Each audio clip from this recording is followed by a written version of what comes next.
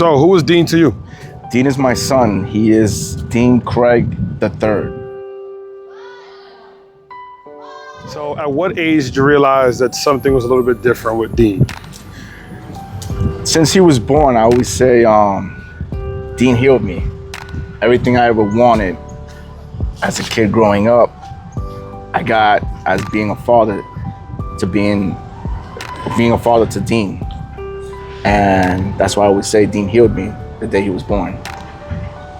I love to hear that. So as he heals you, right? And then he gets older, and then he gets around the age of 8 to 9. And then you as a father realize, okay, something's different. I noticed that he has different habits now. He's drinking a lot of water. He's doing all these things. How did that affect you? How did you view it, right? As a father? Because it's very difficult, right? To know that your kid that you want the world for now has something that he might not even know how to overcome. Dean was diagnosed with type 1 diabetes.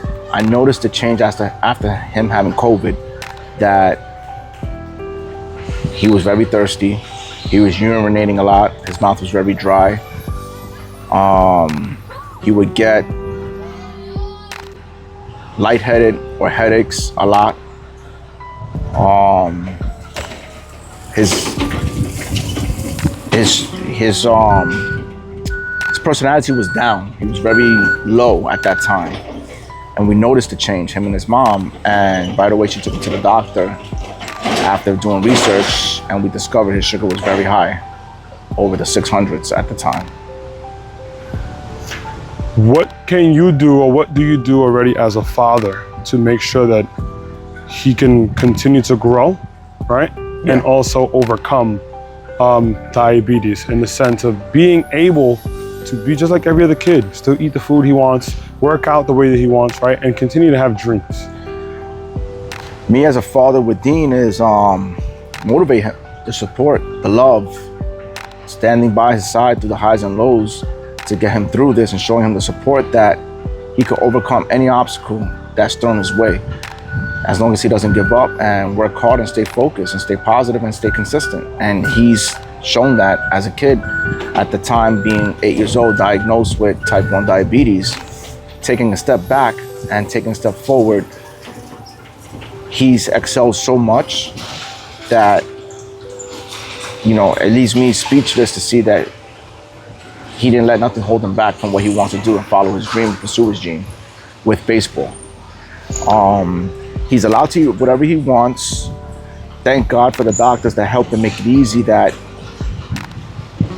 schooled us on type 1 diabetes. He doesn't have to change everything about his lifestyle of eating how he likes to eat, but proportions. Don't overdo it. And most importantly, try to eat a little more healthier to help it. And he does that. Now he eats more greens, less white rice, a lot of water. He doesn't drink milk like he used to. And the training that he does for baseball here with Coach Kelvin, Coach Jameer at CJ's helps his sugar, keeps it well balanced. Hey, thank you so much for getting on and sharing, right? As I always tell you, right, it's amazing to see, how men like you can come around and make sure that their kids are good, right? And teach them those things, perseverance, right? Teach them character, teach them how to work towards a goal and a dream. Yeah. And obviously, I hope to see him in a Yankees uniform, right, in the future. That's the goal. That's what it's about. Welcome, everyone. So today we have Dean Lauer from the Vipers Baseball, and I love baseball. Very good. So, Dean, care to talk to us a little bit? So, first things first, I would like to ask you, what's your age? So, I'm 11 years old. 11 years old. Very good. Cool. And you like to play baseball, right? What position do you play? I play pitcher, first base, and outfield. Very cool. Which hand do you throw with? I'm a lefty. Do you hit? I hit righty and lefty. Very good. So we're working on being a switch hitter, right?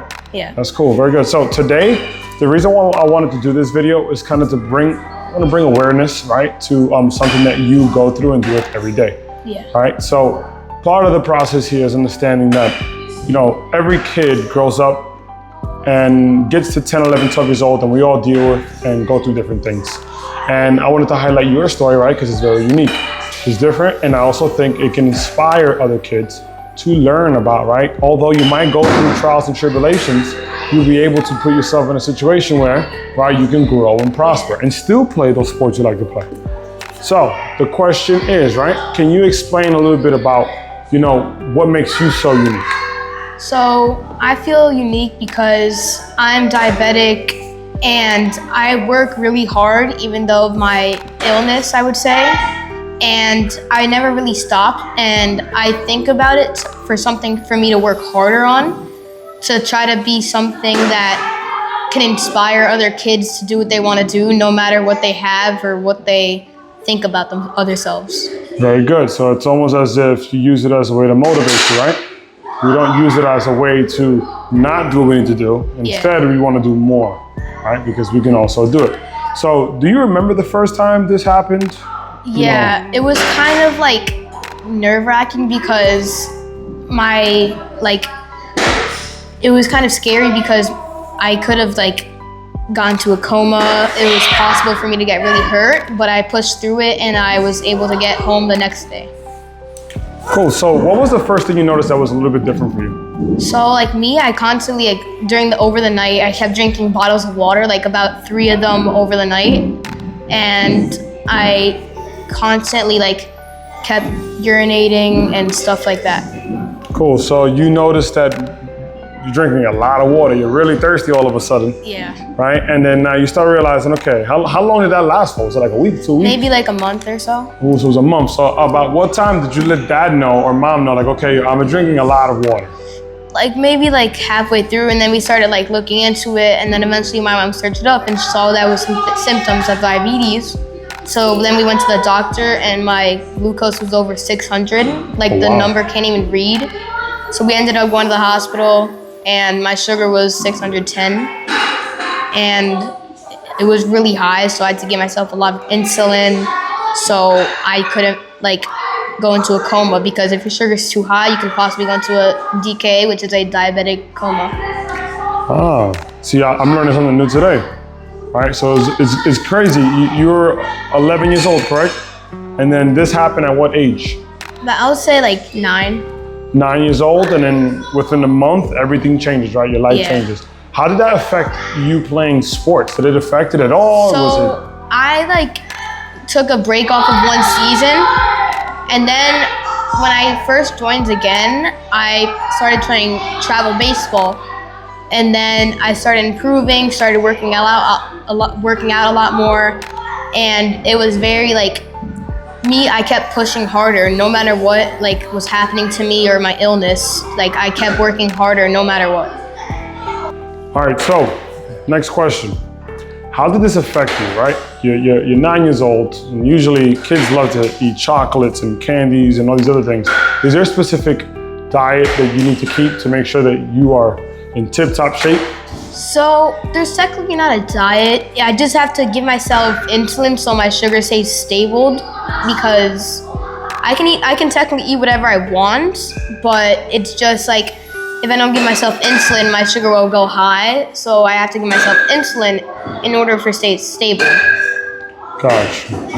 Okay, so you can eat as long as it's in moderation, right? Yeah. Fancy word for saying we eat little by little. All right, cool.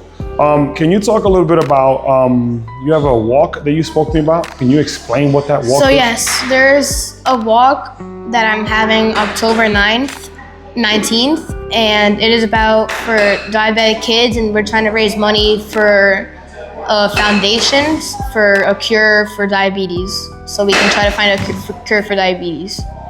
And we're gonna do a walk for that to try to gain more money for it.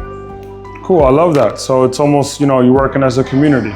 Yeah. A lot of us don't realize, how this can affect all of us, right? Especially kids your age that have so many dreams and aspirations. Yeah. So I wanted to ask, right, to kind of close this out, what are your dreams? Where do you see yourself when you get older? So my dreams is to play for the Yankees, and I really work hard for that, to try to get better every time I come to CJ's Turn to Fitness.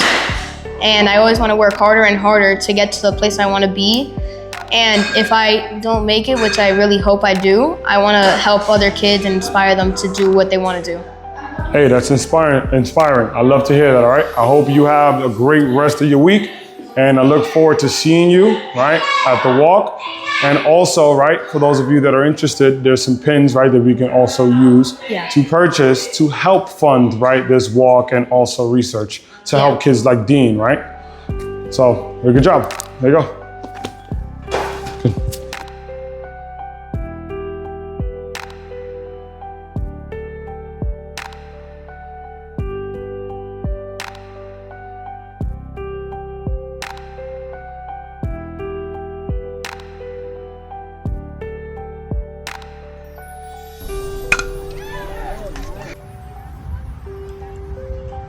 Go!